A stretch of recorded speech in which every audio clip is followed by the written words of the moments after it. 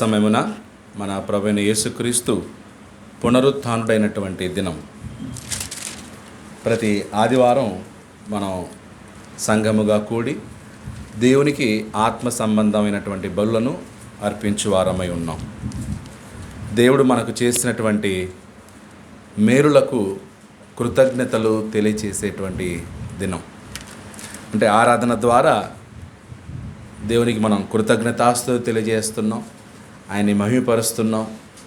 మనం సంపూర్ణ హృదయంతో సంపూర్ణ మనసుతో ధ్యానిస్తూ ఆస్వాదిస్తూ దేవుని యొక్క కార్యాలని మనం నెమరు వేసుకుంటూ ఒక అనుభూతిని పొందుతాం అన్నమాట. అది వ్యక్తిగతంగా హృదయంలో మనసులో కలగాల్సిందన్నమాట. అంటే ఇంకా ఆదివారం మన మనసు హృదయం అంతా కూడా పాటలు పాడేటప్పుడు, వాక్యం వినేటప్పుడు, బైబిల్ చదివేటప్పుడు ట్రాన్స్లోకి వెళ్ళిపోవాలన్నమాట. ఆ వాతావరణంలోకి మనం వెళ్ళిపోవాలి. అంటే ఇంకా ఏవి కూడా మైండ్లోకి రాకూడదు, ఏ డిస్టర్బెన్సెస్ కూడా మైండ్లోకి రాకూడదు. అందుకే ప్రభువైన యేసుక్రీస్తు వారు మత్తయి సువార్తలో బలర్పించడానికి నువ్వు వెళ్ళినప్పుడు, బలర్పించేటప్పుడు ఒకవేళ నీ మనసు కానీ హృదయం కానీ నీ సహోదరుని మీద నీకేమైనా ద్వేషం ఉన్న ఎడల వెంటనే ఆ బలిని ఏం చేయి, విడిచిపెట్టేయి. వెళ్ళి ఏం చేయి, అతనితో సమాధానపడి వచ్చి తర్వాత ఏం చేయి, బలి అర్పించాలి. అంటే బలి అర్పించటం ముఖ్యమా, ఎలాంటి మనసుతో హృదయంతో అర్పించడం ముఖ్యమా? బలి ముఖ్యమైనది కాదు. ఈరోజు ఆరాధన ముఖ్యమైనది కాదు, ఆరాధించేవాడు ఎలాంటి మనసుతో ఎలాంటి హృదయంతో వస్తున్నాడని ఇంకా అర్థం కావట్లేదు క్రిస్టియన్స్. అంటే ఆరాధన అంటే సండే 2 hours ఉన్నామా, చేసామా, సిస్టమ్ కాదు, లిస్ట్ కాదు, ఇక్కడ రాసినటువంటి లిస్ట్ కాదు ఇంపార్టెంట్. ఆరాధన కంటే ముఖ్యమైనది, బలి కంటే ముఖ్యమైనది ఏంటంటే దేవుడు మనసుని హృదయాన్ని చూస్తున్నాడు. సృష్టి ఆది నుంచి కూడా కయ్యేని హేబెల్ దగ్గర కూడా ఏం చూశాడు? బలిని కోరాడా? బలి అంటే హేబెల్ ఇచ్చిన బలి శ్రేష్టమైంది, కయ్యేని ఇచ్చింది శ్రేష్టమైంది కాదుగా. బలి అక్కడ ముఖ్యం కాదు. బలి ఏంటంటే ఒక ఆబ్జెక్ట్ అంతే. బలి అనేది ఒక ఆబ్జెక్ట్. దేవుణ్ణి ఎలా ఆరాధించాలో ఒక ఆబ్జెక్ట్. మెయిన్ ఏది అన్నమాట, మనసు హృదయం. అలాగే ఆరాధన కూడా ఏంటంటే ఒక ఆబ్జెక్ట్ లాంటిదే. ఆరాధించేవాడు మైండ్ అండ్ హృదయంతో, ఎలాంటి మనసుతో వస్తున్నాడు. ఇప్పుడు హృదయంలో కక్షలు, కలహాలు, గొడవలు, విమతములు, భేదములు, అసూయలు, మత్సరములు ఇవన్నీ పెట్టుకొని ఆరాధనకు వచ్చి అబ్బా భలే ఉందండి ఆరాధన అంటే ఏ యూజ్ లేదన్న. ఓకే, సో కాబట్టి ఆదివారం ఆరాధన అనేటువంటిది ఏదో ఒక వస్తువుని ఇవ్వడానికి రావట్లేదు. ఇప్పుడు హైందవులు దేవాలయంకి వెళ్తారు. దేవాలయంకి వెళ్ళేటప్పుడు వాళ్ళు ఏం చేస్తారంటే ఆ కొబ్బరికాయ, ఆ పువ్వులు అలా చల్లడం వలన, ఆ తర్వాత కొబ్బరికాయ కొట్టడం వలన, పూజలు చేసి అవి ఇవి చేసి కొంచెం హారతి అవి ఈ వస్తువులు ఉంటాయన్నమాట. అవన్నీ చేసేసరికి మేబీ ఒక 1/2 hour ఆ పూజా కార్యక్రమం ఏమైతే జరుగుతుందో 1/2 hour అతను తన్మయానికి లోనవుతాడనమాట. ఆ దేవాలయంకి వెళ్ళినోడు చెప్పులు వదిలేసి కాళ్ళు కడుక్కొని అక్కడికి వెళ్ళిపోయి విభూది రాసుకొని ఓకే హారతిని దండం పెట్టుకొని ఇదంతా కూడా ఏంటంటే యాక్ట్స్ అన్నమాట. సో మనసుతో హృదయంతో అక్కడ పని ఉండదు. మన దేవుణ్ణి అలా కాదు, అలా లేవు, వస్తువులు ఏవి లేవు సాటిస్ఫై అవ్వడానికి. కంప్లీట్లీ ఏంటండి నా స్పిరిట్ ఆత్మ సంబంధమైంది. ఆదివారం ఆరాధన ఆత్మ సంబంధం. ఏంటి ఆత్మ సంబంధమైందంటే హృదయము, మనస్సు, మనస్సాక్షి ఇవి దోషారోపణతో లేకుండా రావటం అన్నమాట. అది దేవుడు కోరేటువంటి. అందుకే సమూయేలు గ్రంథంలో కూడా సమూయేలు ఏం చూశాడు? అమాలేకీయుల్ని సంపూర్ణంగా నాశనం చేసి రావాలి. కానీ సౌలుకి ఏం కనపడింది అనమాట? ఆబ్జెక్ట్ కనపడింది. ఆరాధనకి కావాల్సిన వస్తువులు ఎదుర్కొంటున్నాడు. గొర్రెలు, ఎడ్లు భలే ఉన్నాయి కదా, ఇవి బలికి చాలా బాగుంటాయి, అనవసరంగా ఎందుకు వీటిని చంపాలి, వీటిని బాగున్న వాటిన్నిటిని సపరేట్ చేసి పెట్టండి రా. తీసుకొచ్చి అవి వాటి అరుపులు విని సమయంలో నువ్వు చేసిన పని ఏంటంటే ఇవి బలికి చాలా బాగుంటాయండి, దేవుణ్ణి ఆరాధించడానికి ఈ బలులు, ఈ జంతువులు భలే ఉన్నాయి, ఇవి పుష్టిగా ఉన్నాయి, దేవునికి బలి కొడితే భలే ఉంటుంది ఇది అని అన్నాడు. అప్పుడు దేవుడు ఏమన్నాడు? మాట వినుట శ్రేష్టం. బలి కంటే మాట వినుట శ్రేష్టం. అంటే సౌల్ది ఫోకస్ దేని మీద ఉంది? బలి వస్తువు మీద ఉంది, కానీ దేని మీద లేదనమాట? దేవుని మాట మీద లేదు. ఈరోజు కూడా క్రీస్తు సంఘంలో అందరూ కూడా ఆత్మతో సత్యంతో ఆరాధించాలి, దాని మీద ఉంది, కానీ ఫోకస్ దేని మీద లేదు? దేవుని ఆజ్ఞలు, దేవుని మాటలు. దేవుడు ఏం చెప్పాడు? దేవుడు ఎలాంటి మనసుతో సంఘంగా కూడుకోమన్నాడు, ఎలాంటి హృదయంతో సంఘంగా కూడుకోమన్నాడు.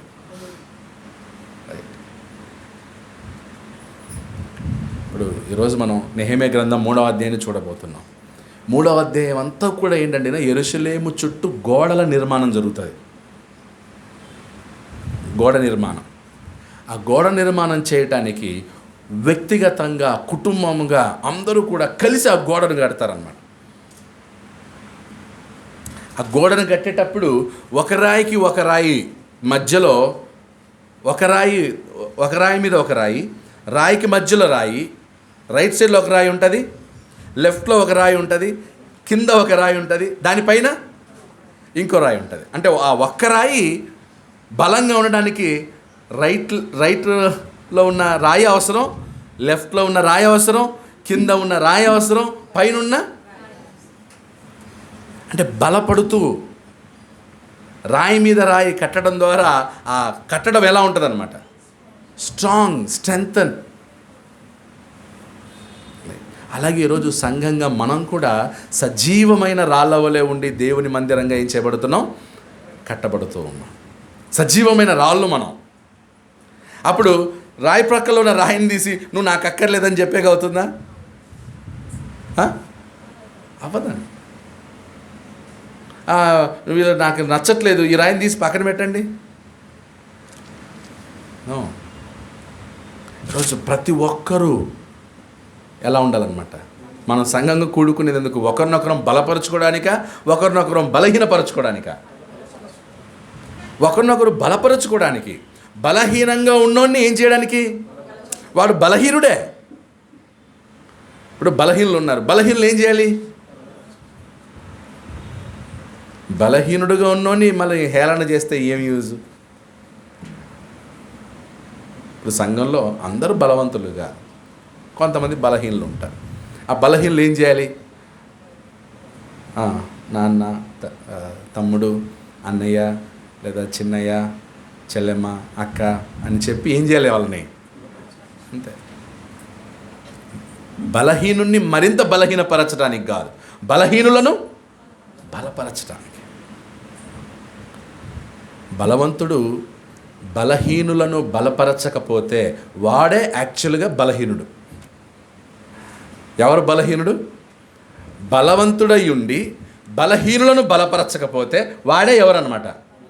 బలహీనుడు. కాబట్టి సంఘంగా మనం ఆదివారం ఇలా చేరేది, కూడుకునేది ఏంటంటే ఇవన్నీ కూడా గుర్తుకు రావాలి.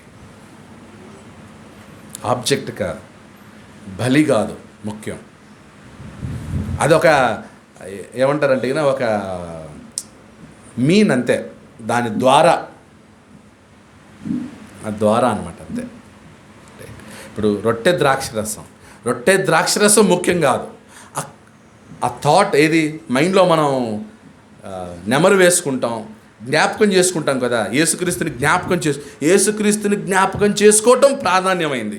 ఇవి ఏంటన్నమాట? ఈ రెండు అవి జస్ట్ ఒక టెంపరరీ థింగ్స్, అవి అంతే.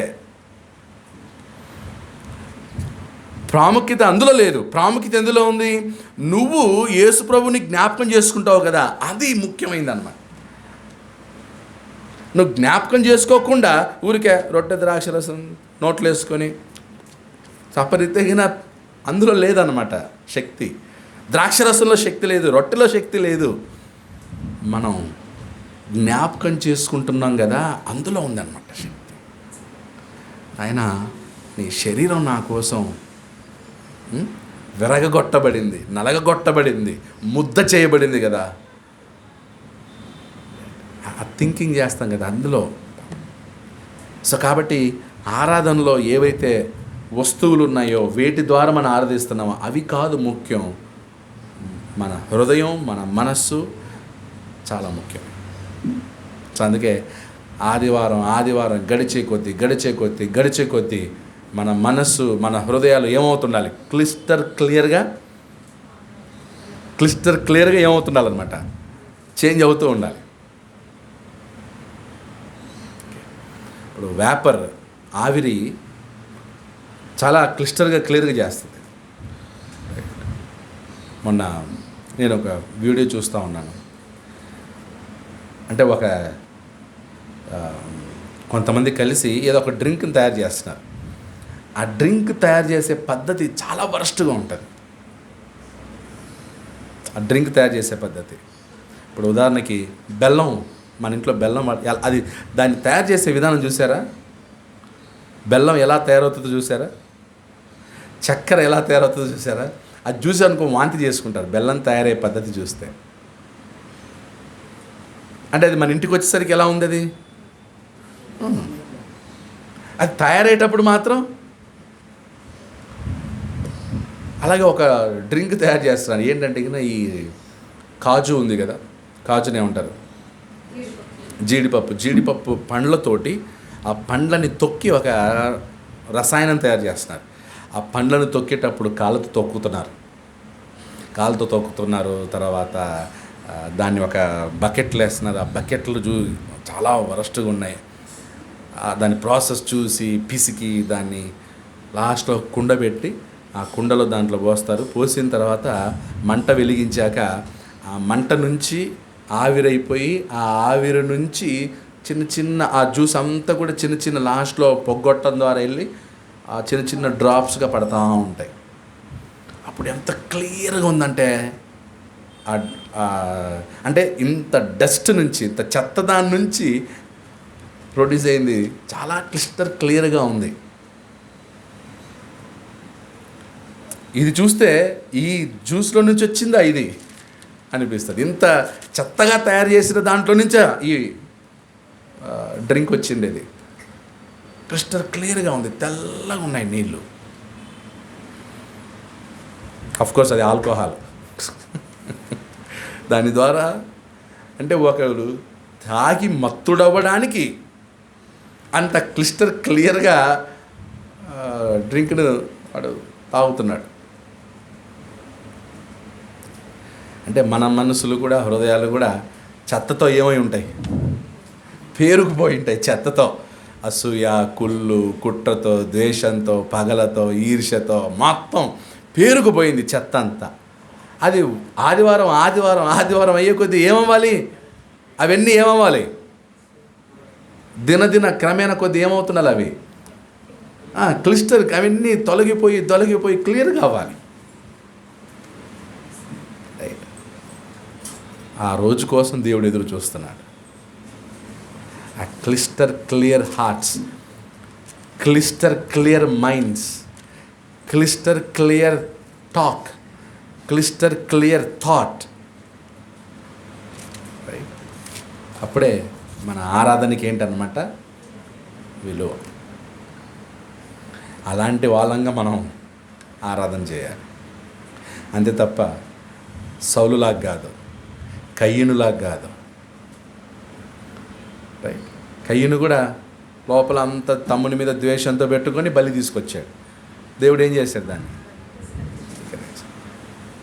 అంగీకరించాడు.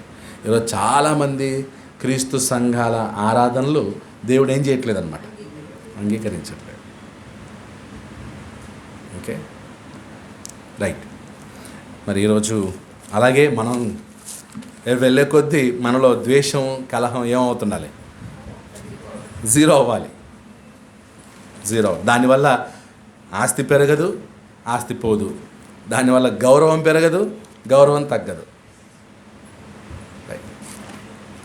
దానికి వల్ల మనకి ఎవరు అవార్డు కూడా ఇవ్వరు. చాలా సంవత్సరాలు నువ్వు ద్వేషం పెట్టుకున్నావు, నీకు ఒక అవార్డు ఇస్తాం. ఇస్తారు అవార్డులు ఏమన్నా. నెహెమ్యా గ్రంథాన్ని మనం చదువుకుంటూ ఉన్నాం. 3వ అధ్యాయం.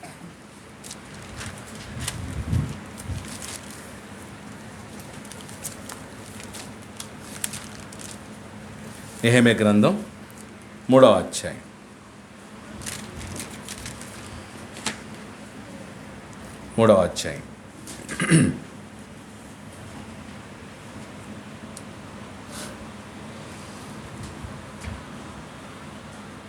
ఈ 3వ అధ్యాయంలో ఏముందంటే కినా,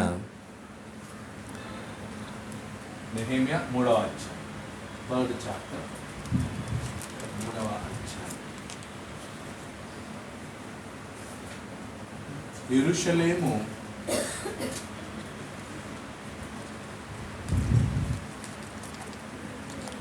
ప్రాకారము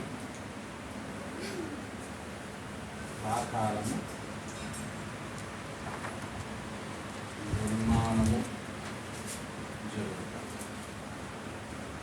యెరూషలేము ప్రాకారము నిర్మాణము జరుగుతుంది. Building the walls of Jerusalem. The building of the walls of Jerusalem. Okay.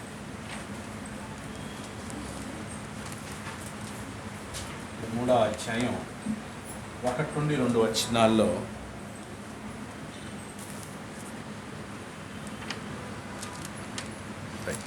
చదవండి. మొదటి 2 వచనాలు. ప్రధాన యాజకుడైన ఎల్యాషీబును అతని సహోదరులైన యాజకులను లేచి గొర్రెల గుమ్మమును కట్టి ప్రతిష్ఠించి తలుపులు నిలిపిరి. ఓకే, ఏ గుమ్మం అంట? గొర్రెల గుమ్మము అంటే షీప్ గేట్. గొర్రెల గుమ్మము, గేట్ నంబర్ 1, గొర్రెల గుమ్మం. ఇక్కడ మీకు అర్థం అవడానికి సింపుల్గా పెట్టాలి.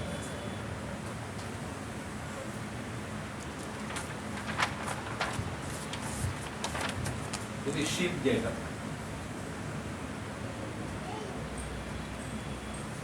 షీప్ గేట్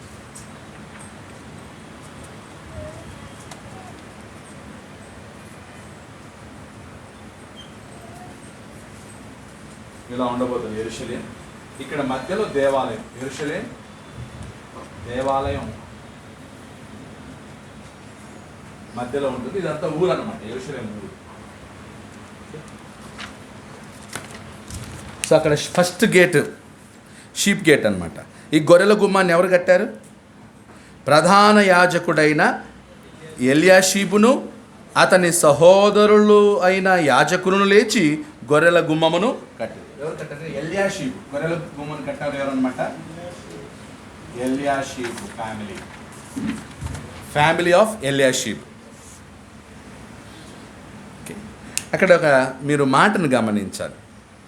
ప్రధాన యాజకుడైన ఎల్యాషీబును అతని సహోదరులైన యాజకులను లేచి అంటే ముందుకొచ్చారు.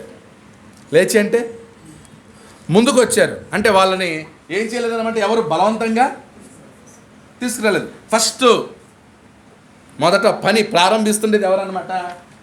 ఎల్యాషీబు ప్రారంభిస్తున్నాడు. ఎల్యాషీబుతో పాటు అతని సహోదరులు లేస్తున్నారు. ఉదాహరణకి అన్న పని చేస్తుంటే తమ్ముడు కూడా జాయిన్ అయ్యాడు. అంటే ఆ ఫ్యామిలీ ఎల్యాషీబు కుటుంబీకులు లేచి ఏం చేశారంట? గొర్రెల గుమ్మాన్ని బాగు చేసి తలుపులు పెట్టి నిలిపారంట.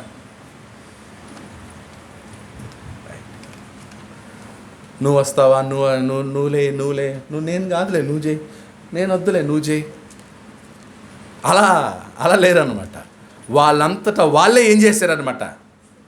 లేచి గొర్రెల గుమ్మాన్ని బాగు చేశారు, గొర్రెల గుమ్మాన్ని కట్టారు, నిలిపారు, ప్రతిష్ఠించారు.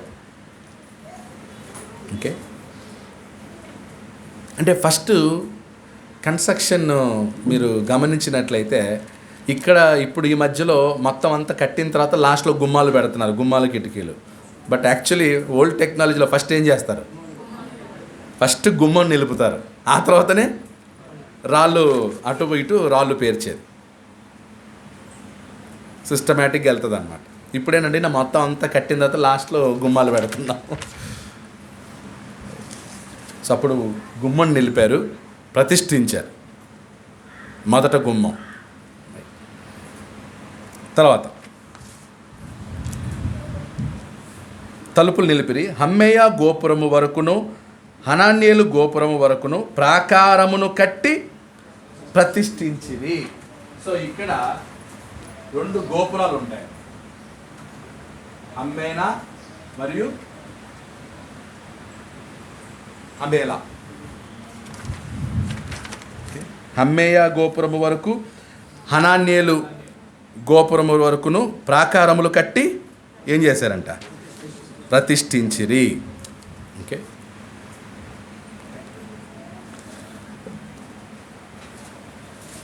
తలుపులు నిలిపాక ఇక్కడ వరకు గోడ కట్టారు, ఇక్కడ నుంచి ఇక్కడ వరకు గోడ కట్టారు. అంటే వాళ్ళు ఆ ఫ్యామిలీ ఏం చేశారు? పంచుకున్నారు. మనం ఈ తలుపు నిలుపుదాం, ఆ తర్వాత ఇక్కడున్న గోడను కట్టదాం. తర్వాత ఏమైంది? 3వ వచనం. అతని ఆనుకొని యెరికో పట్టణపు వారు కట్టిరి. అతని ఆనుకొని ఎవరు కట్టారంట? యెరికో పట్టణపు వారు. యెరికో పట్టణపు వారు కట్టిరి. ఏం కట్టారు వాళ్ళు? ముందుకు చదవండి.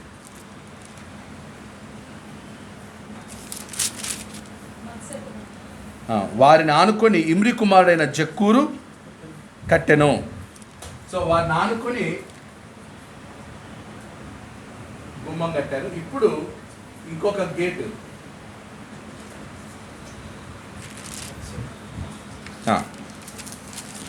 చదవండి 3వ వచనం, 3 నుండి 5 వచనం. 2వ గేట్ ఏది? చదవండి, వచనం చదవండి. మత్స్యపు గుమ్మమును హస్సేనాయ వంశస్థులు కట్టిరి, మరియు వారు దానికి మూలములను ఎత్తి తలుపులు నిలిపి తాళములను గడియలను అమర్చిరి. సో మత్స్యపు గుమ్మం, మత్స్యపు గుమ్మాన్ని ఎవరు కడుతున్నారు? పేరు హస్సేనాయ. హస్సేనాయ వంశస్థులు కట్టిరి. హస్సేనాయ లేదా మీ ఆయన పేరు వచ్చేదిలో హస్సేన్. మీ ఆయన పేరు హస్సేనే కదా. సో ఈయన హస్సేనాయ. చెప్పు వెళ్ళి, నీ పేరు బైబిల్లో ఉంది హస్సేన్. ఈ వచనం చూపించి హస్సేన్ అంట. ఏం కట్టాడు? మత్స్యపు గుమ్మం కట్టాడు హస్సేన్. హస్సేన్ మత్స్యపు గుమ్మం కట్టాడు. మరి తెలిసి పెట్టారు తెలుగు పెట్టారు, కానీ హస్సేన్ అనేది బైబిల్లో ఉంది.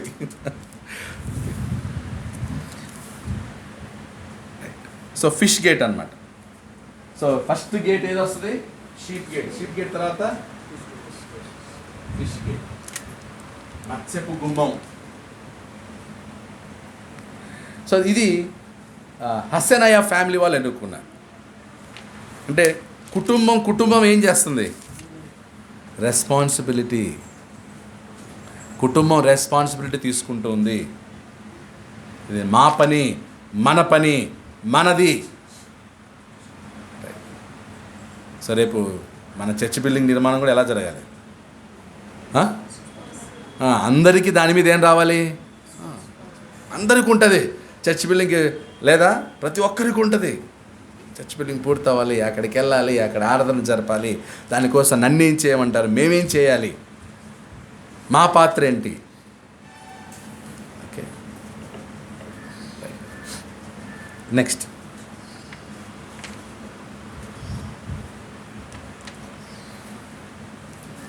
చదవండి. తర్వాత వారిని ఆనుకొని అప్పొస్తలులకు పుట్టిన ఊరియా కుమారుడైన మోరేమోతును, వారిని ఆనుకొని మోషే గజేయునకు పుట్టిన బెరక్యా కుమారుడైన మొషల్లమును ఉమ్, వారిని ఆనుకొని బయానా కుమారుడైన సాదోకును ఉమ్. వారిని ఆనుకొని తెకోవీయులను బాగు చేసేది. అయితే జనుల అధికారులు తమ ప్రభువు పని చేయ ఒప్పుకొనకపోయేది. అక్కడ చూడండి, వారిని ఆనుకొని తెకోవియులను బాగు చేసిరి అంటే రిపేర్ అంటే కొంచెం సగం ఉండిండొచ్చు, సగం పడిపోయి ఉండొచ్చు, అర్థంగా ఉంటుంది అనమాట. దాన్ని ఏం చేస్తారంటే వీళ్ళు అన్నమాట బాగు చేశారు. గుమ్మాల్ని నిలిపే వాళ్ళేమో ఒకరు, మధ్యలో గోడల్ని కట్టే వాళ్ళేమో ఇంకొకరు, రిపేర్ చేసే వాళ్ళేమో ఇంకొకరు. సో ఇక్కడ ఈ బోర్డర్లో ఏంటంటే సో యెరూషలేము చుట్టూ ఎవరైతే లోపల ఇల్లులు ఉన్నాయో, ఇక్కడంతా జననివాసం ఉంటారు కదా యెరూషలేములో, ఎవరి ఇంటి ముందు అయితే ఉంటుందో వాళ్ళు, ఆ ఫ్యామిలీ వాళ్ళు ఏం చేయాలన్నమాట, దాన్ని బాగు చేయాలి. అంటే ఇప్పుడు ఎలియాషీపు వాళ్ళు షీప్ గేట్ని బాగు చేశారంటే వాళ్ళు ఎక్కడ ఉంటున్నారని అర్థం, ఆ షీప్ గేట్ ముందు ఉన్నారని అర్థం. ఆ షీప్ గేట్ దగ్గరలో వాళ్ళ ఇల్లులు ఉన్నాయి కాబట్టి ఎవరు బాగు చేయాలి, వాళ్ళే బాగు చేయాలి. ఇక్కడున్న వాళ్ళు షీప్ గేట్కి వచ్చి బాగు చేస్తారా? సో ఎవరైతే యెరూషలేము చుట్టూ ఎవరైతే ఉన్నారో వాళ్ళు తమ ఇంటి ముందు ఏ భాగం అయితే పాడైపోయిందో ఆ భాగాన్ని వాళ్ళు ఏం చేయాలి, రిపేర్ చేయాలి. సో ఎంత సిస్టమేటిక్గా ఉంది. దూరం ఉన్నోళ్ళు ఇక్కడికి వచ్చి చేయగలరా? దగ్గర ఉన్నోళ్ళు చేస్తారు. ఎవరు దగ్గర ఉంటారో వాళ్ళు చేయాలి. ఎవరు ఇప్పుడు చర్చ్ బిల్డింగ్కి క్యూరింగ్ చేయాలనుకో, వస్కోట నుంచి ఇమానుయల్ గారు వచ్చి క్యూరింగ్ చేస్తే ఎలా ఉంటుంది? ఏం రాదు, మీరు క్యూరింగ్ చేయట్లేదంటే ఏంటి, ఎలా ఉంటుంది అంటే ఆయన ఎక్కడున్నాడు? సో ఎవరు చేయాలి ఆ పని? చర్చ్ బిల్డింగ్కి దగ్గర ఉన్న వాళ్ళు రెస్పాన్సిబిలిటీ తీసుకోవటం. ఓకే, రాజేష్ ఉన్నాడు, శామ్యుయల్ ఉన్నాడు, యోహాన్ ఉన్నాడు, అశోక్ బ్రదర్ ఉన్నారు, మీరందరూ దగ్గరలో ఉన్నారు, దగ్గర వాళ్ళు అవుతారన్నమాట. ఆ రెస్పాన్సిబిలిటీ తీసుకోవటం. ఓకే, అలాగే వీళ్ళు వాళ్ళ ఇంటి దగ్గర రిపేర్ అయిన దాన్ని ఏం చేస్తారనమాట, బాగు చేసుకో. దీన్ని బట్టి ఏమవుతుంది? స్పిరిచువల్గా ఆలోచించండి, ఈ కాన్సెప్ట్ని స్పిరిచువల్గా ఆలోచించండి.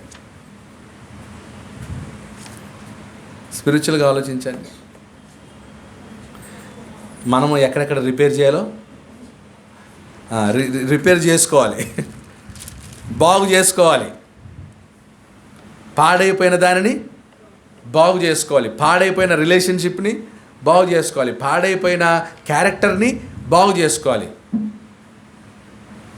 పాడైపోయిన మనసుని, పాడైపోయిన హృదయాన్ని, పాడైపోయిన బంధువుల్ని, పాడైపోయిన ఆత్మీయుల్ని ఏం చేసుకోవాలన్నమాట, తిరిగి కట్టుకోవాలి, తిరిగి నిర్మించుకోవాలి. చెడింది అనుకోండి, ఇప్పుడు ఎవరికో ఒక సంబంధం చెడింది, కలిసే మైండ్ రావాలి.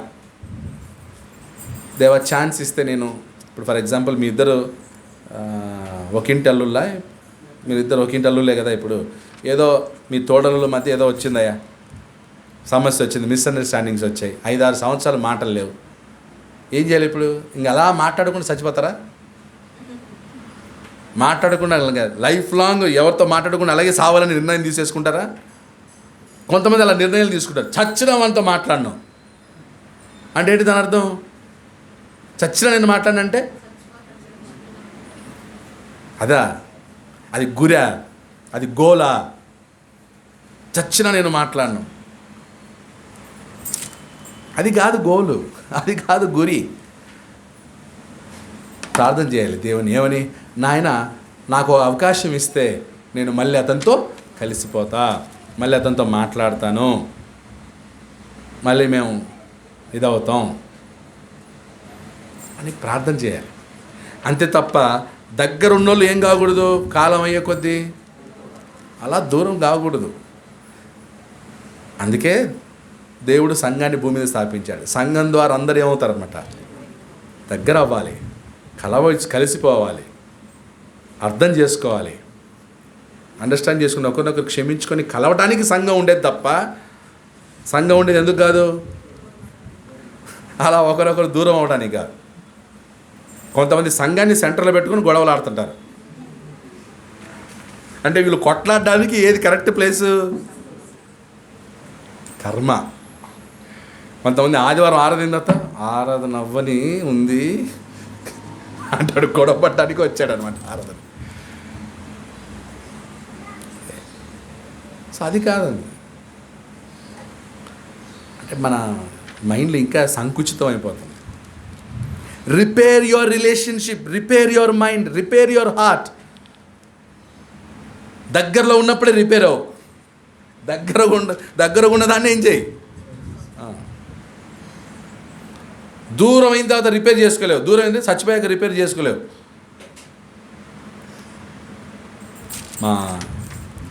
మా మేనమామ అంటే మా అమ్మల తమ్ముడు మా అమ్మతో చచ్చేంత వరకు మాట్లాడలే.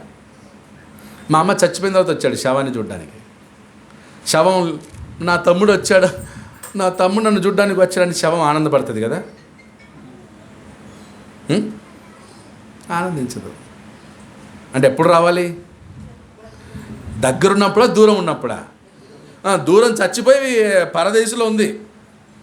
పరదేశంలో పోయిన తర్వాత పరామర్శించడానికి వస్తే ఏం యూజ్ అయ్యా? ఏం యూజ్? దగ్గరలో ఉండగా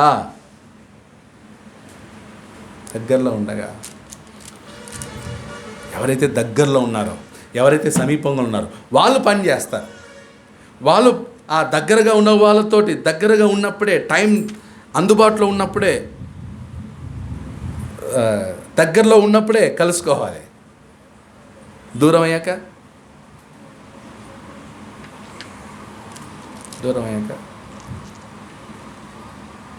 కొంతమంది ఎవరైనా దగ్గర అవ్వడానికి ప్రయత్నిస్తే వెంటనే ఏం చేయాలి? దాన్ని క్యాచప్ చేసుకోవాలి. ఏం చేయకూడదు? రిజెక్ట్ చేయకూడదు. పొట్టి చెక్కయ్య ఒకప్పుడు దూరంగా ఉన్నాడు. యేసుప్రభు ఏం చేశాడు? నేను ఇంటికి వస్తానన్నాడు. దగ్గరకు కూడా కాదు, ఇంటి లోపలికి వస్తాను. జక్కయ్య త్వరగా దిగు, నేను నీ ఇంటిలోకి వస్తున్నాను, నేను ఇంటికి వస్తాను. యేసుప్రభు జక్కయ్య ఇంట్లోకి రాగానే జక్కయ్య ఏమయ్యాడు? క్లియర్ అయిపోయాడు. అప్పటి వరకు అతని మీద ఉన్న నిందలన్నీ ఏమైపోయినాయి? జనులందరూ కూడా ఆశ్చర్యం వేసింది. జక్కయ్య 4 గంటలు ఏం చేశాడు? తిరిగి ఇచ్చేసాడు. 4 గంటలు తిరిగి రిటర్న్, నాకొద్దు తీసుకోండి అని 4 గంటలు తిరిగి ఇచ్చాడు. What a change, what a repair. బాగా రిపేర్ అయిపోయాడు కదా, బాగు చేసుకున్నాడు. ఈరోజు యేసుప్రభు మన ఇంట్లో కాదు, మనమే యేసుప్రభు యొక్క దేహంలో చేర్చబడ్డాం. మనం యేసుప్రభు యొక్క దేహంలో అవయవములుగా ఉన్నాం. క్రీస్తు సంఘం అంటే ఏంటి? యేసుప్రభు యొక్క అవయవాలు క్రీస్తు సంఘం అంటే. కేవలం యేసుప్రభు పొట్టి జక్కయ్య ఇంట్లోకి వెళ్తేనే జక్కయ్యలు అంత మార్పు వస్తే, యేసుక్రీస్తు యొక్క శరీరంలో అనగా క్రీస్తు సంఘంలో ఉన్నటువంటి మనలో ఇంకెంత మార్పు రావాలి? ఎంత మార్పు రావాలి? ఎంత క్లియర్గా మారాలి? ఇంకా మనకు ఆ కాన్సెప్ట్, క్రీస్తు సంఘం యొక్క కాన్సెప్ట్ అర్థం కావట్లేదు. యేసుప్రభు యొక్క అవయవం అంటే ఏంటి? దాని అర్థం ఆయనలో ఒక భాగం. మనం యేసుప్రభులో ఒక భాగం, యేసుప్రభు యొక్క అవయవం. అది అంటాడు పౌలు గారు, నేను యేసుప్రభు యొక్క అవయవాన్ని తీసుకెళ్ళి ఎవరితో? వేషతో కలుపుతున్నా. యేసుప్రభు అవయవాన్ని తీసుకెళ్ళి వేషతో కలుపుతున్నా. యేసుప్రభు అవయవాన్ని తీసుకెళ్ళి అసూయతో కలపనా? యేసుప్రభు అవయవాన్ని తీసుకెళ్ళి పగతో, ప్రతీకారంతో కలపాలా? ఫ్యాక్షన్తో కలపాలా? నేను వ్యభిచారంతో కలపాలా? ఈ అవయవాన్ని తీసుకెళ్ళి? నువ్వు యేసుప్రభు యొక్క అవయవం, యేసుప్రభు అవయవం. వ్యభిచారిని తాకూడదు. యేసుప్రభు అవయవం అపవిత్రత కాకూడదు. యేసుప్రభు అవయవం, ఆ అవయవాన్ని పగలు ప్రతీకారాలతో నింపకూడదు. అంటే మనం అలా ఉన్నామంటే దాని అర్థం ఏంటంటే నువ్వు యేసుప్రభు అవయవం కాదు. యేసు ప్రభు అవయవంగా ఏం చేస్తున్నావు? యాక్టింగ్ చేస్తున్నావు. డూప్లికేట్ నువ్వు, ఒరిజినల్ అవయవం కాదు, డూప్లికేట్ అవయవం. రైట్. అందుకే ఈ పాఠం కేవలం నెహెమ్యా గ్రంథం నేను చెప్తుండేది ఏదో వాళ్ళు కట్టుకున్నారు వాళ్ళు కట్టారు అనడానికి కాదు. అక్కడ ద్వారా ఈరోజు క్రొత్త నిబంధనలో ఉన్న మనం, యేసు ప్రభు శరీరంలో ఉన్న మనం, దేవాలయం చుట్టూ రిపేర్లు జరుగుతున్నాయి కదా. ఇది యెరూషలేము దేవాలయం. యెరూషలేము దేవాలయం చుట్టూ పాడైపోయినవన్నీ ఏమవుతున్నాయి? బాగుపడుతున్నాయి. అలాగే ఈరోజు సంఘం చుట్టూ పాడైపోయినవన్నీ కూడా ఏమవ్వాలి? బాగుపడాలి. సంఘం కేంద్రం. ఈగో అడ్డం వస్తుంది కదా. రిపేర్ అవ్వకపోవడానికి కారణం ఏంటి? ఈగో, అంతే, ఇంకేం లేదండి, ఈగోనే. మా అమ్మ వాళ్ళ తమ్ముడు మాట్లాడుకోకుండా ఉండడానికి కారణం ఏంటి? ఈగో, అంతే. ఎంత ఈగో అంటే వీళ్ళు ఏదో చిన్నప్పుడు ఎప్పుడు దెబ్బలాడారంట. ఎప్పుడు వీళ్ళకు పెళ్ళిళ్ళు కాకముందు దెబ్బలాడుకున్నది మాట్లాడుకోకుండా ఈయన కొడుకు ఈయన కూతురు ఇచ్చేసారు. మళ్ళీ పెళ్ళి కూడా అయిపోయింది కొడుక్కి కూతురికి. ఇప్పుడు మా మేనమామ కూతుర్నే మా అమ్మ కొడుకు ఇచ్చాడనమాట. పెళ్ళిళ్ళు వీళ్ళు మాట్లాడలే. అయితే వాళ్ళ పెళ్ళిళ్ళు చేశారు, అయినా మాటలు లేవు. ఇద్దరికి అవార్డులు వచ్చినాయా? ఇద్దరు చచ్చిపోయారు. వాళ్ళకి వాక్యం తెలియదు, సత్యం తెలియదు. ఇంత జ్ఞానం వాళ్ళకి ఏం చేయలేదు, బోధింపబడలేదు. వాళ్ళు పాతకాలం మనుషులు అనుకున్నాం. మరి ఈరోజు ఉన్నోళ్ళు, ఈ రోజులో ఇంత వాక్యం ఉన్నా, ఇంత గొప్ప సంఘంలో ఉన్నా ఇంకా ఏమున్నాయన్నమాట? పగలు ప్రతీకారం. అవన్నీ దూరం అవ్వాలి, అవన్నీ వెళ్ళిపోవాలి. ఎప్పుడు బాగుపడుద్దో అని అనిపిస్తుందండి. ఎప్పుడు బాగుపడతారో, ఎప్పుడు కలుస్తారో, ఎప్పుడు అన్యోన్యంగా ఉంటారో.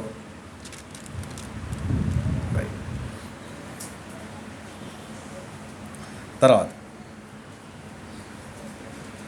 నెహెమ్యా 3వ అధ్యాయం 3 నుండి 5 వచనాలు అయినాయి కదా. నెక్స్ట్ 6 నుండి చదవండి.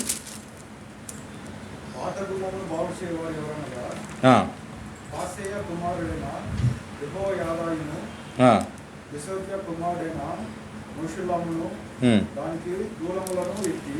పాత గుమ్మమును బాగు చేయువారు ఎవరనగా, రైట్, ఓల్డ్ గేట్, పాత గుమ్మము.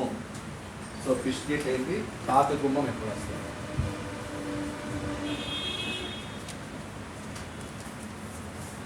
ఓల్డ్ గేట్ 3వ అధ్యాయం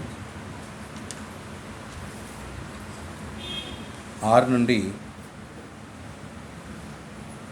12 రాసుకోండి. 6 నుండి 12. 3వది పాత గుమ్మము. ఎవరు బాగు చేసింది? పేర్లు చెప్పండి. పాసయ కుమారుడైన యెహోయాదాయును, బెసోద్య కుమారుడైన మెషుల్లామును. ఓకే, యెహోయాదాయు, ఆ తర్వాత మెషుల్లా. యెహోయాదా, మెషుల్లా. ఓకే, ముందుకు చదవండి. ఇంకా దానికి దూలములు ఎత్తి తలుపులు నిలిపి తాళములను గడియలను, అంటే ఏంటి? Complete set. దూలాలు నిలిపారు, తలుపులు నిలబెట్టారు, తాళములు, గడియలు. అర్థం కాదు, మేము దూలం పెట్టాం, గడియలు మీరు పెట్టుకోండి అన్నట్లే. సెట్ ఇస్తున్నారు. అంటే ఒక ఫ్యామిలీ ఒక రెస్పాన్సిబిలిటీ తీసుకుంటే అదేమవ్వాలన్నమాట? Full set. ఇప్పుడు చర్చ్ బిల్డింగ్కి ఫ్యాన్లు గిఫ్ట్ ఇచ్చేవాడు, ఫ్యాన్లు ఇచ్చి స్విచ్ లేకపోతే, ఈ ఫ్యాన్ ఇచ్చి వైర్ ఇవ్వకపోతే కదా. సో ఏదన్నా ఇస్తే కినా ఎలా ఉండాలన్నమాట? సెట్. అందుకే కదా ఇప్పుడు షాపులకి వెళ్ళినా కూడా విత్ సెట్ ఇస్తున్నారు. విత్ సెట్ ఇవ్వాలి, రైట్? సో మనం కూడా కొన్నిసార్లు మనం పిసినితనంతో ఫుల్ సెట్ ఉండదు, ఫుల్ సెట్ ఇవ్వం. ఏం చేస్తాం? మన అవినాష్ ఏదో అంటున్నాడు, ఒక కెమెరా అమెరికాలో కెమెరాలు అమ్మితే దానికి సంబంధించిన ఫుల్ సెట్ ఇస్తారంట, బాక్స్లన్నీ సెట్ పెట్టి ఇస్తారంట. అదే మన ఇండియాలో అయితే ఈయన ఒక్కొక్కటి ఒక్కొక్క వస్తువు సపరేట్గా అమ్ముతారంట. అందుకు మన కాస్ట్ ఎక్కువ పడుతుంది, అక్కడ కాస్ట్ తక్కువ. Full set, right? అలాగే దేవుని వాక్యమును గురించి కూడా ఫుల్ సెట్ తెలియాలి. అది తప్ప అర్థం తెలుసుకోకూడదు. ఒకసారి చూడండి, ఎఫెసీ పత్రిక అనుకుంటాను. దేవుని కుమారుని గూర్చిన జ్ఞాన విషయంలో మీరందరూ ఏమవ్వాలన్నాడు? సంపూర్ణ, ఎఫెసీ పత్రిక, సంపూర్ణ పురుషులకు వరకు అన్నాడు. సంపూర్ణ పురుషుడు అంటే ఫుల్ సెట్. సంపూర్ణ పురుషుడు అంటే ఏంటి? Full set. తన భార్యను మార్చుకున్నాడు, పిల్లల్ని మార్చుకున్నవాడు, కుటుంబంతో పాటు ఎక్కడుండాలి? సంఘంలో ఉన్నాడు. సంపూర్ణ పురుషుడు, సంపూర్ణ పురుషుడు. ఓకే, చదవండి ఆ వచనం. ఎఫెసీ పత్రిక 4వ అధ్యాయం 11వ వచనం. మనమందరమును విశ్వాసము విషయంలోను దేవుని కుమారుని గూర్చిన జ్ఞాన విషయంలోను ఏకత్వం పొంది, దేవుని కుమారుని గూర్చిన విషయంలో ఏకత్వం, వన్నెస్. వన్నెస్ అంటే ఏంటి? సంపూర్ణత. వన్నెస్, ఏకత్వం అంటే సంపూర్ణత, సంపూర్ణులు. అంటే దేవుని కుమారుని గూర్చిన, యేసు ప్రభువుని గూర్చి మనకు కూడా కంప్లీట్ ఇన్ఫర్మేషన్ తెలియాలి. ఫుల్ సెట్, ఫుల్ అవగాహన ఉండాలి దేవుని కుమారుని గురించి. యేసు ప్రభు ఎవరంటే అలా చెప్పగలగాలి. యేసు ప్రభు ఎవరంటే కదా, యేసు ప్రభు ఎవరో గురించి, ఆయన దైవత్వం గురించి, ఆయన శరీరత్వం గురించి, కుమారత్వం గురించి, ఆయన రక్షకుడు ఎలా అయ్యాడు, ప్రభువు ఎలా అయ్యాడు, ఆరోహణం ఎలా అయ్యాడు, మళ్ళీ తిరిగి ఎలా రాబోతాడు, ఆయన ప్రస్తుతం ఎలా ఉన్నాడు, ముందు ఎలా ఉండేవాడు, అన్నీ యేసు ప్రభు గురించి కంప్లీట్ డీటెయిల్స్ తెలిసి ఉండాలి. అందుకే దేవుని కుమారుని గురించిన జ్ఞాన విషయంలో ఈరోజు క్రీస్తు సంఘంలో యేసు ప్రభువుని గురించినటువంటి జ్ఞాన విషయంలో సంపూర్ణత లేదు, ఏకత్వం లేదు. ఒక్కొక్క ఏరియాలో ఒక్కొక్కలాగా ఉంది, ఒక్కొక్క జిల్లాలో ఒక్కొక్కలాగా ఉంది. రైట్, ఒక్కొక్కరు ఒకలాగా ఉన్నారు. నెక్స్ట్ ఏమన్నాడు? ఏకత్వము పొంది సంపూర్ణ పురుషుల మగు వరకు, అనగా క్రీస్తునకు కలిగిన సంపూర్ణతకు సమానమైన సంపూర్ణత కలవారమగు వరకు ఆయన ఇలాగూ నియమించెను. సంపూర్ణత అంటే కంప్లీట్. మొన్న పెళ్ళయింది, పెళ్ళిలో గిఫ్ట్లు ఇచ్చారు. మీరు ఇచ్చిన గిఫ్ట్ ఎవరో కొంతమంది గిఫ్ట్లు ఇచ్చి ఉంటారు. కంప్లీటా ఇన్కంప్లీట్గా ఇచ్చి ఉంటారా? ఎలా ఇచ్చి ఉంటారు? కంప్లీట్ సెట్ ఇస్తారు. బాక్స్ వేసి, దానికి ర్యాపర్ వేసి, డిజైన్ కట్టి, స్టిక్కర్ వేసి, తర్వాత గిఫ్ట్ ఇస్తారు. ఓకే, ఎవరైనా కుక్కర్ ఇచ్చారనుకో, మూత ఇవ్వకుండా డెసిషన్ ఇచ్చి ఉంటారా? పెనం ఇచ్చి దాన్ని దాన్ని ఏమంటారు, గరిట ఇవ్వకుండా ఉంటారా? కంప్లీట్ ఇస్తాం. అలాగే సంఘంలో కూడా మనం ఎలా ఉండాలి? సంపూర్ణ పురుషులు. ఎప్పుడు సంపూర్ణ పురుషులం అవుతామంటే మన మీద ఏం రాకూడదు అనమాట, లోపం ఉండకూడదు. అందుకే నువ్వు సంఘంలో ఉండాలి, నీ భార్య సంఘంలో ఉండాలి, నీ పిల్లలు సంఘంలో ఉండాలి, నీ కోడలు సంఘంలో ఉండాలి, నీ అల్లుళ్ళు సంఘంలో ఉండాలి. ఆ తర్వాత నువ్వు టైంకి రావాలి, అనేక మందికి మాదిరిగా ఉండాలి. సంపూర్ణుడు ఏమవుతాడు? చాలామందికి మాదిరిగా ఉంటాడు. సంపూర్ణుడు మాదిరిగా ఉంటాడు. అంటే టైమింగ్స్లో కూడా ఎలా ఉండాలి? మాదిరి ఉండాలి. రొట్టె తీసుకునే దగ్గర కూడా మాదిరి ఉండాలి.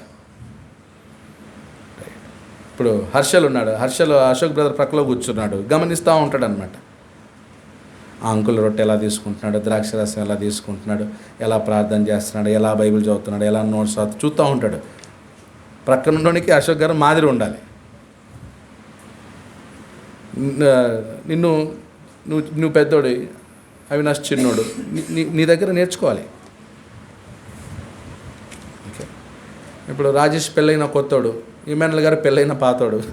సో ఏం చేయాలన్నమాట?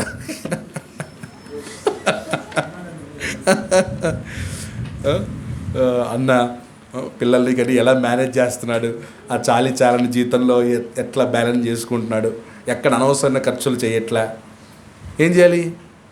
మాదిరి. అలా ఒక్కొక్కరికి సంపూర్ణులైనప్పుడే మనం ఎలా ఉంటాం? మాదిరి చూపగలం. సంపూర్ణులు కాకపోతే ఎలా మాదిరి చూపిస్తావు నువ్వు? రైట్. అందుకే అక్కడ ఒక కుటుంబానికి పనిని అప్పగిస్తే ఆ పనిని వాళ్ళు ఎలా చేస్తున్నారు? కంప్లీట్గా చేస్తున్నారు. గుమ్మాలు ఎత్తుతున్నారు, తలుపులు నిలబెడుతున్నారు, గడియలు పెడుతున్నారు, తాళాలు వేస్తున్నారు. ఒక గుమ్మానికి ఏం కావాలో మొత్తం ఆ సెట్ అంతా కూడా ప్రతి గుమ్మాన్ని అలాగే నిలబెడుతున్నారు. తర్వాత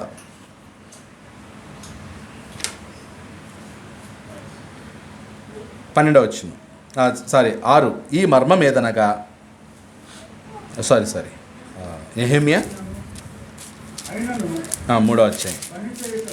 అయినను పని చేయుటకు జనులకు అండర్లైన్ చేయండి. ఎన్నో వచ్చినా అండి అది? 6 కాదు, ఎక్కడ ఎన్నో వచ్చిన చదివారు మీరు? నెహెమ్యా 3:7 కాదు, మీరు ఏ వచ్చిన చదివారు? 4:6. సో మీరు అది రాంగ్గా చదివినా కరెక్ట్గా వచ్చింది ఫిట్టింగ్ వర్స్. మీరు చదివి 4:6 చదివారు, కానీ దానికి సందర్భంలో కలిసిపోయింది. ఏదది? చూడండి, 4:6 చదవండి. అయినను పని చేయుటకు జనులకు మనసు కలిగి ఉండెను, కనుక మేము గోడను కట్టించుచుంటిమి. అంటే ఇవన్నీ కూడా పని చేయటానికి ఏముండాలంట? వీళ్ళందరూ ఇంత సంపూర్ణంగా పని చేశారంటే దానికి ఏది ముఖ్యం? మనస్సును నిలిపారు. ఒక పనిని సంపూర్ణంగా చేయాలంటే దాని మీద ఏం నిలపాలి? మనసు ఉండాలి. రైట్. ఇప్పుడు 3వ అధ్యాయం 7వ వచనం. వారిని ఆనుకొని గిబియోనీయులను మిస్పా వారును, మిస్పా అండర్లైన్ చేయండి, ఇక్కడ పేరు వచ్చింది కదా. ఈ మిస్పాని ఇప్పుడు మిస్పా చర్చ్ అని, మిస్పా చర్చ్ వాళ్ళు పేర్లు పెట్టుకుంటున్నారు కదా. ఇక్కడున్న మిస్పానే ఫ్రేజర్ టౌన్లో మిస్పా చర్చ్ ఉంది కదా. మిస్పా వారును గిబియోనీయుడైన మెలఖ్యాయును. అంటే చాలా చర్చిలు ఈరోజు పాత నిబంధనలో ఉన్న స్థలాల పేర్లు పెట్టుకున్నారు. మోయాబ్ అని, church of Moriah, church of Moab, church of Mizpah, Carmel church. కొండల పేర్లు, పర్వతాల పేర్లు, నదుల పేర్లు, సముద్రాల పేర్లు పెట్టుకున్నారు. ఇప్పుడు హెబ్రోన్ ఉంది అనుకోండి, హెబ్రోన్ చర్చ్ ఉంది. హెబ్రోన్ అనేది ఒక సమాధుల స్థలం. అబ్రహాము తన కుటుంబీకులందరినీ సమాధి చేసిన స్థలం, దానికి హెబ్రోన్ అనమాట. ఇప్పుడు దాన్ని తీసుకొచ్చి చర్చి పేరు పెట్టారు, హెబ్రోన్ చర్చ్ అని. సో చర్చికి స్థలాల పేర్లు పెట్టారా, యేసుప్రభు పేరు పెట్టారా? సంఘానికి క్రీస్తు పేరు పెట్టాలి. ఎందుకంటే సంఘం కోసం చనిపోయింది ఎవరు? క్రీస్తు. సంఘం కోసం రక్తం కార్చింది ఎవరు? క్రీస్తు. సంఘాన్ని కన్యకతో పోల్చాడు, పెళ్లి కుమార్తెతో పోల్చాడు. యేసుప్రభు పెళ్లి కుమారుడట, సంఘం వధువు. కాబట్టి సంఘానికి ఏ పేరు ఉండాలి? క్రీస్తు పేరు ఉండాలి. ఇంకా చాలామందికి చర్చ్ కాన్సెప్ట్ తెలియట్లే. కొంతమంది ఇంకా చీటీలు వేస్తున్నారు. సంఘానికి ఏ పేరు పెట్టాలని ఒక్కొక్కరు చీటీలు రాసి డబ్బాలో వేసి గులికి లాస్ట్లో పేరు చేసి ఏ పేరు వచ్చింది? ఫైర్ అని వచ్చిందంట. ఒకటి ఎవరో ఫైర్ అని రాశాడంట. మన చర్చ్ ఇక్కడ నుంచి ఏ చర్చ్ అవుతుంది? Fire church. ఇవన్నీ స్థలాలు. హెబ్రోను, మిస్పా, మోరియా, కర్మెలు, కొండలు, పర్వతాలు.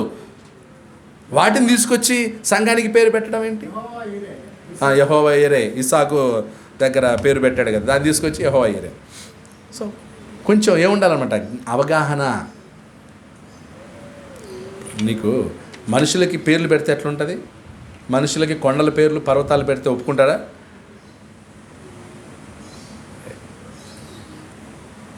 నెక్స్ట్ నెహెమ్యా 3:8. వారిని ఆనుకొని బంగారపు పనివారు సంబంధి అయిన హర్హాయా కుమారుడైన ఉజ్జియేలు బాగు చేయువాడై ఉండెను. అతను ఆనుకొని ఔషధ జ్ఞానియగు హనన్య పని జరుపుచుండెను. యెరూషలేము యొక్క వెడల్పు గోడ వరకు దానిని ఉండనిచ్చిరి. వారిని ఆనుకొని యెరూషలేములో సగము భాగమునకు అధిపతి అయిన హూరు కుమారుడైన రెఫాయా బాగు చేసెను. వారిని ఆనుకొని తన ఇంటికి ఎదురుగా హరూమపు కుమారుడైన యెదాయా బాగు చేసెను.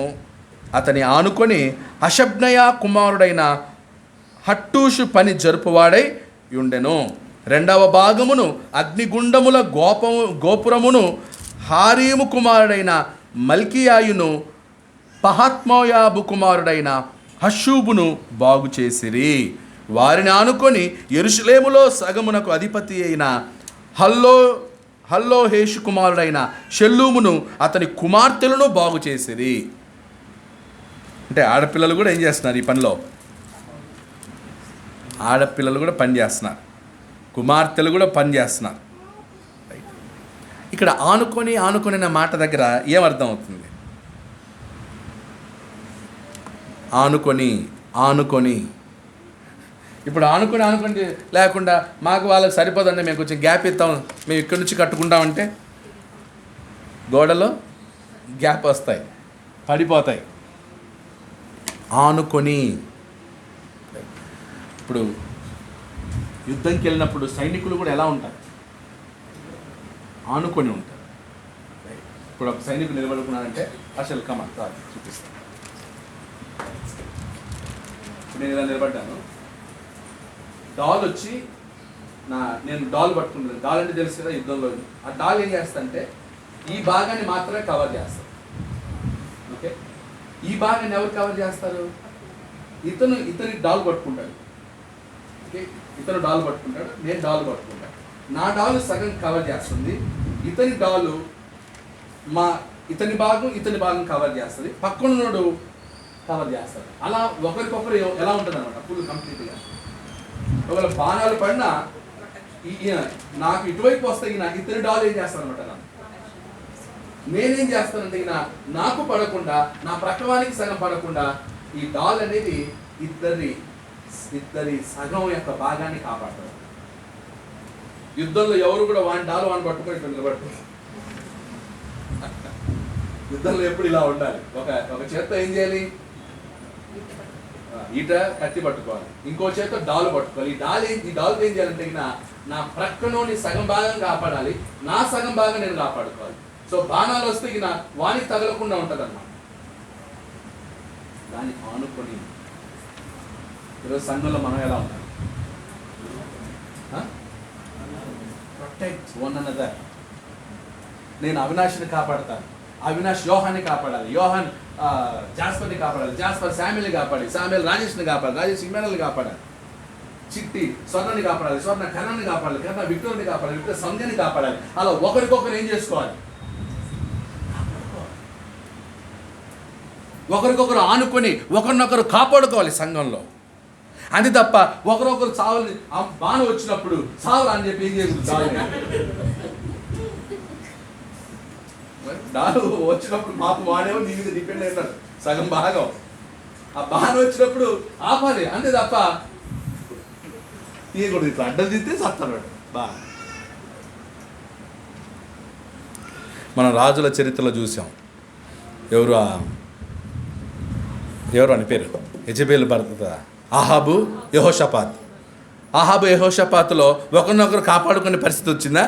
అహాబు ఏం చేశాడు? యుద్ధానికి తీసుకెళ్ళాడు. రా బావా యుద్ధానికి పోదామని తీసుకెళ్ళి వీడేమో మామూలు వేషం వేసి యెహోషాపాతుకి రాజు వేషం వేశాడు అన్నమాట. అంటే సత్తే రాజును చంపుతారు. రాజు ఎవరిలాగా ఎవరు కనపడాలి? యెహోషాపాతు కనపడాలి. వీడు మాత్రం మారు వేషం వేసుకున్నాడు. అంటే వీడేమో బతకాలి, బావేమో సావాలా? బావను కాపాడుకున్నాడా? కాపాడుకునే ఆలోచన ఉందా? మనం ఒకరినొకరు చంపుకోవడానికి లేము. గలతీయులకు రాసిన పత్రిక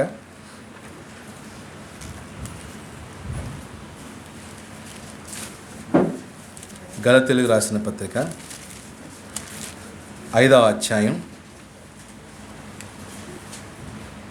15వ వచనం. 12 నుంచి చదువు. మిమ్మల్ని కలవరపెట్టువాడు ఆ, తమను తాము ప్రేమించుకొనడం లేదు. ఆ, సహోదరులారా, ఉమ్. మీరు స్వతంత్రులుగా ఉండటకు పిలువబడితిరి. సహోదరులారా, మీరు స్వతంత్రులుగా ఉండుటకు పిలువబడితిరి. అయితే ఒక మాట, ఆ స్వాతంత్ర్యమును శారీర క్రియలకు హేతువు చేసుకొనక ప్రేమ కలిగిన వారై ఒకనికొకడు దాసులై ఉండుడి. మీ స్వతంత్రమును శారీర క్రియలకు ఏం చేసుకోవద్దు, హేతువు చేసుకొనవద్దు. స్వతంత్రం ఉందని చెప్పి పాపం చేయొద్దు. స్వతంత్రం ఉందని చెప్పి అపవిత్రుడు కావద్దు. స్వతంత్రత ఉందని చెప్పి వ్యభిచారం చేయొద్దు. స్వతంత్రత ఉందని చెప్పి దొంగతనం చేయొద్దు. స్వతంత్రత ఉందని చెప్పి అంటే స్వతంత్రత అంటే దేవుడు వెంటనే శిక్షించడం లేదు. నీకు స్వతంత్రత ఇచ్చాడు. తప్పు చేసి మారు మనసు పొందేంత వరకు దేవుడు నీకేమిచ్చాడు. అందుకని ఆ స్వతంత్రత ఉందని చెప్పి ఏం చేయొద్దు. నన్నెవరు అడిగేకి, మమ్మల్ని ఎవరు అడగడానికి, మేమెందుకు ఆన్సర్ చెప్పాలి, మేము ఇంకొకరికి ఎందుకు భయపడాలి, మేము ఎవరికి భయపడం, మేము ఎవరికి ఆన్సర్ చెప్పాల్సిన అవసరం, ఇలా అంత పొగరుగా ఉండొద్దండి. మా చర్చిలో పెద్దోళ్ళు ఉన్నారు, పెద్దోళ్ళు ఏమన్నా అంటారు, పెద్దోళ్ళకి భయపడాలి, అంకులు ఏమన్నా అంటారేమో, ఆ తాతగారు ఏమన్నా అంటారేమో, మా బోధకుడు ఏమంటుంటారని అనే ఒక భయం ఉండాలి. భయం ఉండాలి అంతే. పెళ్ళైన వాళ్ళకి ఎవరో ఒకరి భయం ఉండాలి. ఎవరో ఒకరి భయం ఉండాలి. ఓకే, కొన్నిసార్లు తల్లిదండ్రులు భయం ఉండదు, సువార్థికుడు అంటే భయం ఉంటుంది. ఓకే, కొంతమంది తల్లిదండ్రులు వచ్చి సువార్త మీద చెప్తారు, అంకుల్ వీడు నా మాట వినడం లేదు, వచ్చి మీరు చెప్పండి అంకుల్ అంటే ఏంటి దాని అర్థం? మాకు భయపడట్లేదు, మీరు చెప్తే అంటే సువార్థికుడు చెప్పేటువంటి మాటల ద్వారా భయం వస్తుంది, వణుకు వస్తుంది, మార్పు వస్తుంది. ఓకే, అలా ఎవరైనా పెద్దవాళ్ళు ఉండాలి. మనంతటా మనమే ఒకరికి భయపడేటట్లు ఉండాలి. ఏం చేస్తావు? నువ్వు ఎవరికి భయపడుతున్నావు? నువ్వు ఎవరికి భయపడుతున్నావు ఇప్పుడు? సంఘానికంటే ఎవరికి భయపడతావు? సంఘం అంటే సంఘం ఎలా భయపడుతుంది? నిన్ను భయపెట్టే వాళ్ళు ఉండాలి, రాయ్ అని నీకు భయం చెప్పేవాళ్ళు ఉండాలి. అలా ఎవరున్నారు నీకు? అలా వార్నింగ్ ఇచ్చి చెప్పేవాళ్ళు ఎవరైనా ఉన్నారా? జాస్పర్ ఇది కరెక్ట్ కాదని చెప్పేవాళ్ళు ఉన్నారా నీకు? సామెల్ నీకున్నారా? రాజేష్ నీకున్నారా? నేను కాకపోయినా ఇంకెవరన్నా ఇంకొకరు ఉండాలి మీకు. నేనే అని చెప్పడంలే. ఓకే, నాకు భయపడితే భయపడి, లేకపోతే లేదు. నాకు భయపడే వాళ్ళు భయపడతారు, భయపడిన వాళ్ళు. కానీ మనకు ఒక్కరు ఉండాలి. ఎవరు? భయం చెప్పేవాళ్ళు ఉండాలా వద్దా? ఇప్పుడు స్కూల్లో చెప్పడం లే భయం, ఒకప్పుడు స్కూల్లో చెప్పేవాళ్ళు భయం కదా. స్కూల్లో మాస్టరు మామూలు కొట్టేవాడు కాదు, బెత్తం తీసుకొని వాతలు పడేంతవరకు కొట్టేవాడు. ఇప్పుడు ఎవరన్నా ఉన్నారమ్మా? ఎవరన్నా పాఠం చెప్తే నిద్రపోతే గిన మా చేతులు ఇలా పెట్టి, ఇది నాయన చూద్దాం భలే ఉన్నాయి నీ రేఖలు అని చెప్పి ఇలా పెట్టి ఇసేసేవాడు మా సారు, లెక్కల మాస్టర్.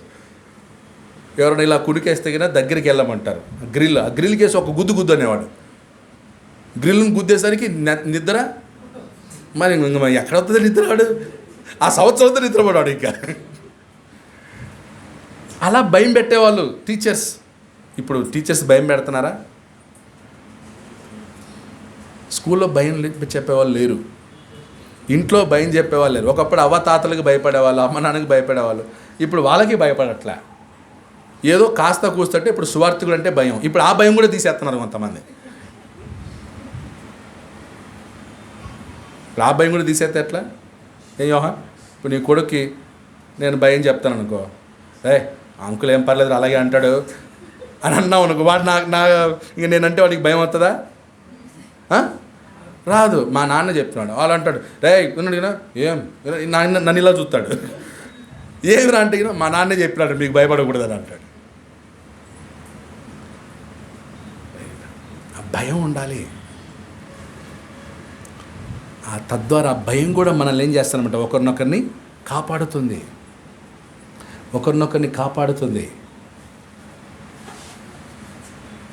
సో నేను కనిపించినప్పుడు మీరు పిల్లలకి తల్లులు చెప్తున్నాను, అంకుల్కి వందనాలు చెప్పున్నాను, అంకుల్కి వందనాలు చెప్పు. ఆ టీచింగ్ అది, రే అంకుల్ వస్తున్నారా, సైలెంట్గా ఉండరా, ఆటోమేటిక్గా వాడు సెట్ అవుతాడు. ఆ భయం తల్లి నేర్పిస్తుంది ఎవరికి భయపడాలో, తండ్రి నేర్పాలి ఎవరికి భయపడాలో. ఓకే, ఇప్పుడు తండ్రి ఒకవేళ భయపడకపోతే కినా వాడేం చేస్తాడు, మా నాన్నే భయపడు, నీకెందుకు నేను భయపడతాను.